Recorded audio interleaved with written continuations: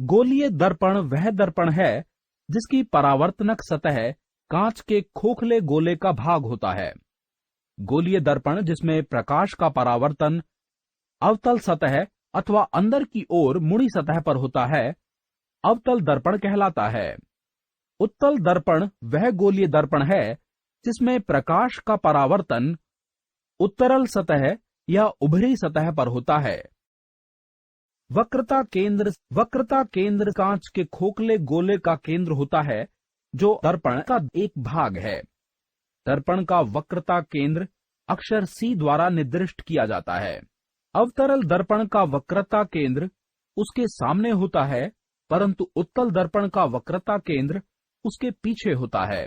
वक्रता त्रिज्या कांच के खोखले गोले की त्रिज्या है, दर्पण जिसका एक भाग है।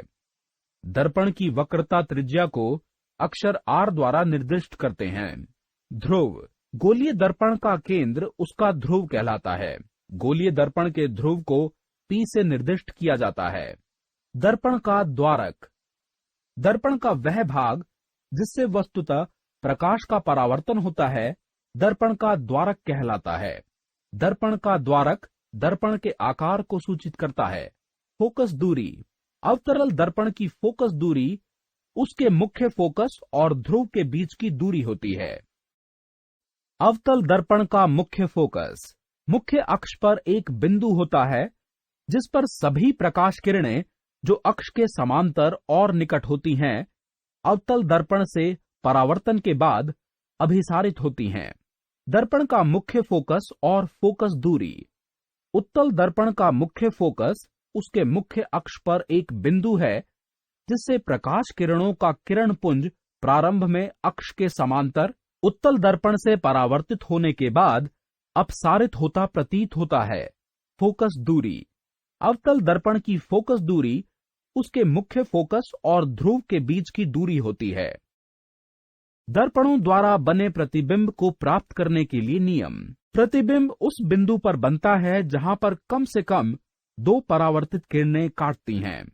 प्रकाश की किरण जो अवतल दर्पण के मुख्य अक्ष के समांतर है, दर्पण से परावर्तन के बाद उसके फोकस से होकर गुजरती है। उत्तल दर्पण में प्रकाश की किरण जो उत्तली दर्पण के मुख्य अक्ष के समांतर होती है, दर्पण से परावर्तन के बाद उसके फोकस से आती प्रतीत होती है। अवतल दर्पण के वक्रता केंद्र से होकर गुजरने वाली प्रकाश की किरण उसी मार्ग से वापस परावर्तित होती है। उत्तल दर्पण के वक्रता केंद्र की ओर जाने वाली प्रकाश की किरण उसी मार्ग से वापस परावर्तित होती है। अवतल दर्पण के फोकस से होकर गुजरने वाली प्रकाश की किरण परावर्तन के बाद मुख्य अक्ष के समांतर से गुजरती है।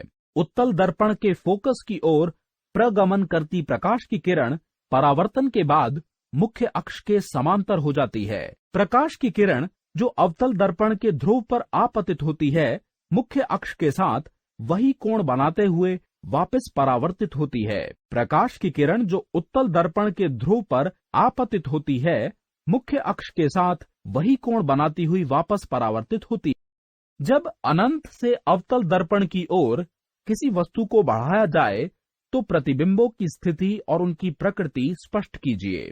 वस्तु अनंत पर जब कोई वस्तु अनंत पर हो तो उसका वास्तविक प्रतिबिंब F पर बनता है। किरण मुख्य अक्ष के समांतर चलकर दर्पण से टकराकर परावर्तित होती है और F पर मिलती है। इस स्थिति में प्रतिबिंब अति छोटा, वास्तविक और उल्टा बनता है।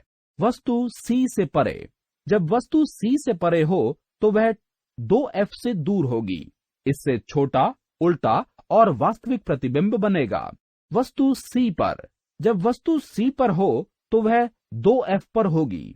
मुख्य अक्ष के समांतर चलने वाली किरण परावर्तन के पश्चात F से गुजरेगी तथा वास्तविक, उल्टा और समान आकार का प्रतिबिंब बनाएगी। वस्तु F और C के बीच में जब वस्तु F और C के बीच में हो तो AD मुख्य अक्ष के समांतर चलकर फोकस से गुजरेगी। एक दूसरी किरण की सहायता से वह वास्तविक, परिवर्धित और उल्टा प्रतिबिंब बनाएगी। वस्तु F पर जब वस्तु फोकस पर हो तो मुख्य अक्ष के समांतर चलने वाली किरण AD फोकस से गुजरेगी। दूसरी प्रकाशीय किरण की सहायता से वह बहुत बड़ा उल्टा और अनंत का प्रतिबिंब बनाएगी। वस्तु P और F के बीच, जब कोई वस्तु P और F के बीच में हो तो किरण AD मुख्य अक्ष के समांतर चलकर F से गुजरेगी। एक अन्य किरण E से टकराकर आभासी, सीधा और बड़ा प्रतिबिंब बना। अवतल उत्तल दर्पणों के उपयोग। बड़े आकार के अवतल दर्पणों का प्रयोग सौर ऊर्जा एकत्र करने के लिए किया जाता है। इनका प्रयोग वाहनों की हेडलाइट्स, लैंपों, सर्च लाइट, टॉर्च आदि बनाने में किया जाता है। शेविंग दर्पणों को बनाने में इनका प्रयोग किया जाता है। दंत चिकित्सक तथा ENT विशेषज्ञ इनका रोगी का परीक्षण करने के लिए प्रयोग करते हैं। टेबल लैंपों के शेडो में अवतल दर्पण लगाने से थोड़े से आवश्यक क्षेत्र को अधिक प्रकाशित किया जा सकता है।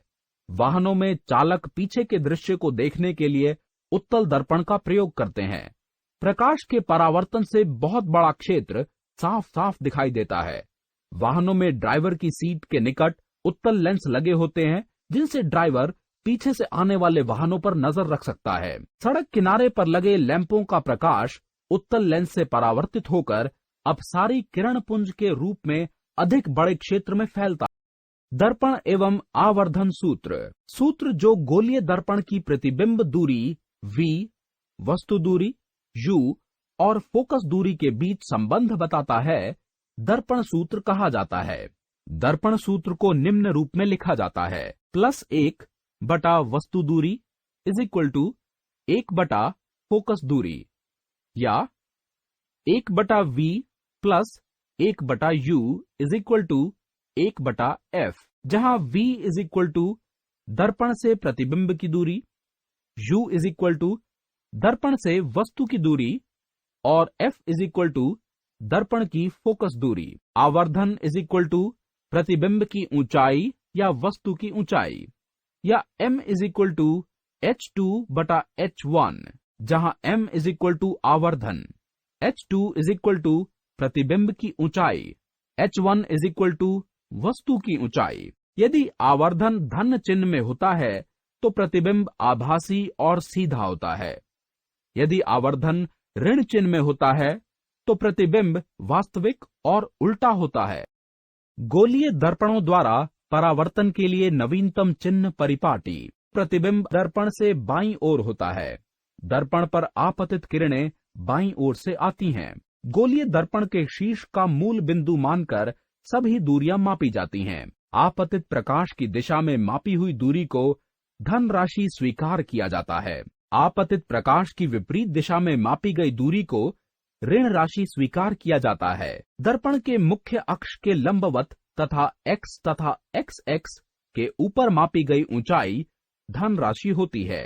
दर्पण के मुख्य अक्ष के लंबवत तथा x अक्ष x डैश के नीचे मापी गई दूरी ऋण राशि होती है।